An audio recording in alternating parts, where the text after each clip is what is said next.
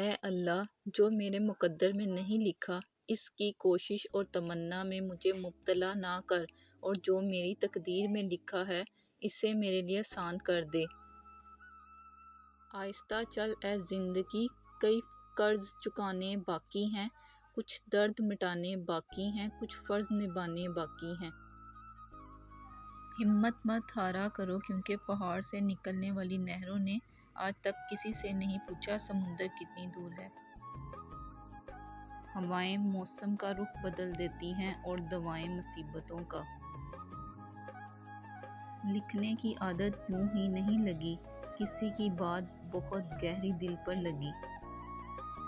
ہر تباہی کے لیے کسی کی بد دعا ضروری نہیں ہوتی، کسی کا صبر بھی آپ کو تباہ و برباد کر سکتا ہے۔ دوستی ایک انمول تحفہ ہے، ہر کوئی اس رشتے کے قابل نہیں ہوتا۔ وہ اوپر بیٹھا خالق ہے نا، وہ کہانی بدل بھی سکتا ہے۔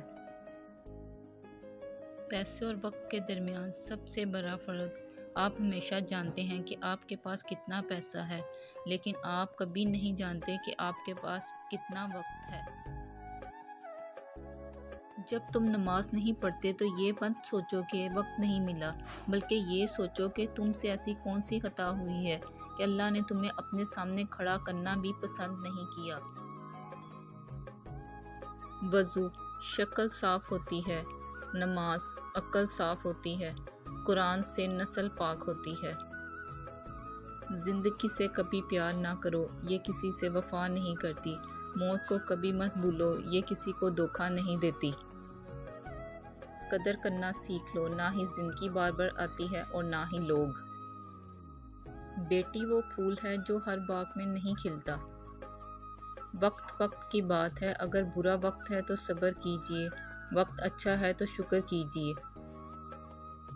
لباس قیمتی ہو یا سستا، کردار کو نہیں چھپا سکتا۔ اپنے کردار کو اچھا کرو، ہر لباس میں اچھے لگو گے۔